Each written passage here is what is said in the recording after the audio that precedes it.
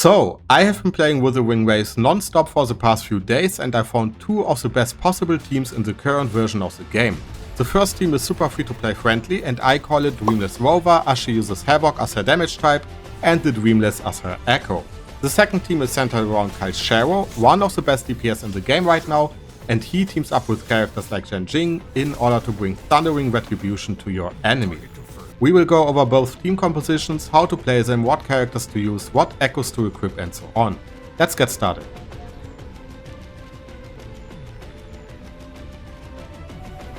Dreamless Rover is a team composition that I found while randomly looking through YouTube, and after playing it for a while I can say that this composition is insane for sure. Havoc Rover, first of all you obtain her by completing the main story of the game. So if you haven't done that yet, go ahead and do it as it will give you one of the best units in the game. And on top of that you also get access to the final world boss of patch 1.0, the Dreamless. You can find this boss up here in the top right corner of the map, and it has a chance to drop the Dreamless as an echo. And if we combine both of those elements, Havoc Rover and the Dreamless, we end up with some insane burst damage. Just have a look at this, it is absolutely insane.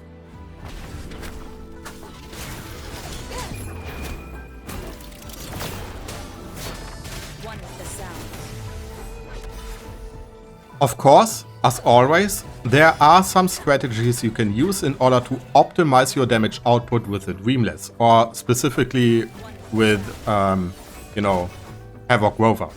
First of all, after using your ultimate, the damage of your Dreamless echo will be increased by 50%.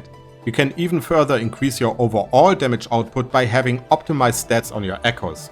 We are talking about crit rate and crit damage here, attack, Havoc damage bonus and so on.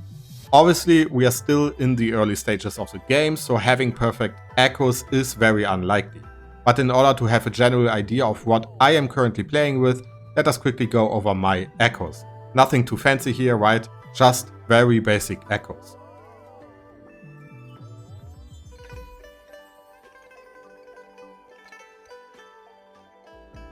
Now there are two rotations you can use on Rover. The one we are going to focus on is her burst rotation. This one will absolutely either outright kill your opponents or take out a huge portion of the HP. And don't worry, the rotation is not complicated at all. In fact, it is very simple. We start our rotation by using a skill attack on one of our characters. That is very important because we want to fill up Rover's Havoc bar. In my case, that character is going to be Jing. And after that we switch to Rover, which will automatically trigger her intro skill. We will follow this up by using her skill attack and then her heavy attack. Using her heavy attack will trigger her Dark Surge state. That will automatically reset your cooldown on your resonant skill, but before we use that, we use our ultimate. After that, like I said, we are going to use our skill once again, and we are finally going to use our Dreamless echo. After that we will cancel the animation of her echo by switching to another character, and that will allow us to use her outro skill and the abilities of our other characters while her Dreamless is still doing its job. Obviously for this I kinda expect that you know how to animation cancel. It is not difficult, right? But if you don't know, let me know in the comments. I can create a quick guide for that as well if it is needed. And yeah, now you learned one of the best and most powerful rotations in the current version of the game. You can even optimize that by using Jin as her second teammate. Jin also follows the Havoc element, and as such you can use the Dreamless on her as well. In that case you literally do the same as before, but once you are done with Rover's rotation, you switch to Jin and use her Dreamless echo. I would show you this rotation in action, but you know, Dungeon Havers are Dungeon Havers. Those who don't have her are, I don't know, Dreamless cravers. So, me basically. Now, moving on, your biggest question right now is probably, can you farm the Dreamless? Well, like I said, you get it from the world boss. But you don't need to loot the world boss for the echo. All you need to do is kill it and it has a chance to drop. Obviously, I would advise you to be level 15 on your data bank or even higher, as you primarily want to farm legendary echoes, but once you are, you just farm the easiest version of the world boss and kill it over and over again. A single one takes like 20 to 30 seconds and there's no cap to how often you can do those runs. Super simple. If you want to, you can farm all day long in order to get the perfect echo. Just be reasonable when it comes to upgrading because, you know, your materials are fairly limited at the current moment when it comes to the game. Also, before I forget this, if you don't have Dungeon like me, you can use Genjin as she provides a massive damage increase to your ultimate, or you can use Censure as she will give you a big buff to your normal attacks. And a huge part of Rover's overall kit is her normal attack, so very good to have. Not to mention that you all got her for free by simply logging into the game. As a healer, you simply use Baizi or Verena, depending on who you have. Yotan and I will ensure your safety.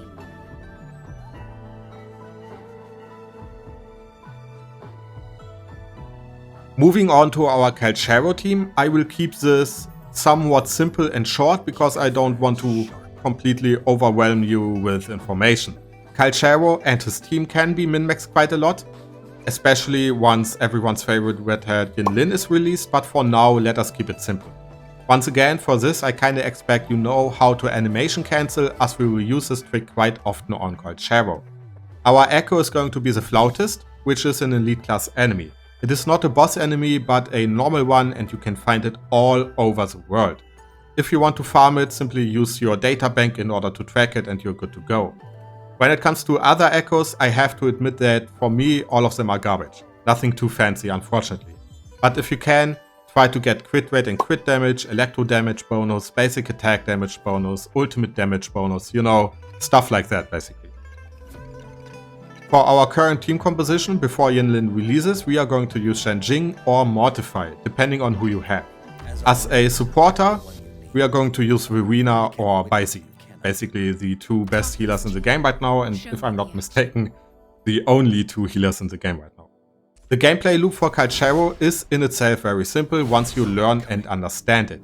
You use your skill in order to build up a charge on Calcharo, and once you have 3 of them, you are going to use your special heavy attack.